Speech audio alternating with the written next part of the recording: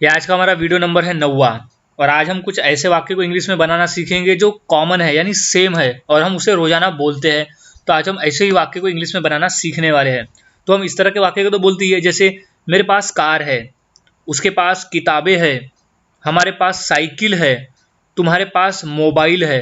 तो यहाँ कॉमन क्या है? यहाँ कॉमन है कि कोई करता है कि जिसके पास कोई चीज़ें है।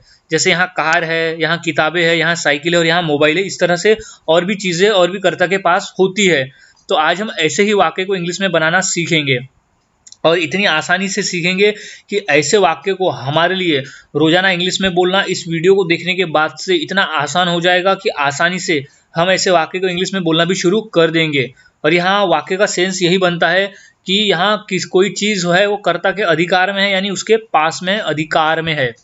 तो ऐसे वाक्य को हम आसानी से इंग्लिश में बनाने के लिए एक सेंटेंस फॉर्मूले का उपयोग करते हैं, जिसके आधार पे हम बड़ी ही आसानी से ऐसे वाक्य को इंग्लिश में बोलना शुरू कर देंगे।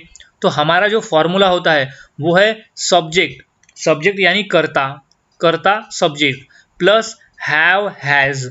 सब्जेक्ट के अनुसार हम हैव और हैज को लगाते हैं, सब्जेक्ट के अनुसार हम हैव और हैज को लगाते हैं। उसी का मतलब होता है पास है अधिकार में है, पास है अधिकार में यानी have has plus things, things यानी कोई चीजें। अब कौन सी चीजें है वो थिंग्स में हम लिख देंगे। तो हमारा जो फॉर्मूला बनता है वो होता है subject plus have has plus things, यानी पास में है अधिकार में है। तो अब हमने इस फॉर्मूले को समझ लिया। अब फॉर्मूले के आधार पे हम वाक्य को बनाना सीखते हैं। हमारा पहला वाक्य है मेरे पास कार है, मेरे पास कार है। तो इंग्लिश होगी I have a car, I have a car यानी मेरे पास कार है। हमारे पास साइकिल है, हमारे पास साइकिल है। तो इंग्लिश होगी we have cycle, we have यानी हमारे यानी वी पास में होना मतलब हैव साइकिल, तो वी हैव साइकिल यानी हमारे पास साइकिल है। तो इस तरह से हम इस फॉर्मूले से ऐसे वाक्य को इंग्लिश में बना सकते हैं। कुछ और वाक्य देख लेते हैं और आसानी से समझने के लिए। जैसे उनके पास किताबें हैं, उनके पास किताबें हैं। तो इंग्लिश होगी they have books, they have books यानी उनके पास किताबें हैं, तो दे हैव बुक्स।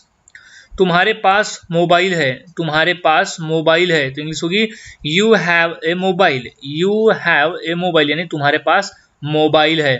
तो इस तरह से हम आसानी से ऐसे वाक्य को इंग्लिश में बना सकते हैं और रोजाना बोल सकते हैं। बस हमें इस फॉर्मूले को याद में रखना होता है ताकि हम फॉर्मूले के आधार पे वाक्य को इंग्लिश में बनाना सीख जाए। तो कुछ और वाक्य देख लेते हैं प्रैक्टिस के लिए ताकि और अच्छी समझ में आ जाए। जैसे उसके पास जूते हैं, उसके पास जूते हैं। तो इंग्लिश होगी she has shoes, she has shoes यानी उसके पास जूते हैं।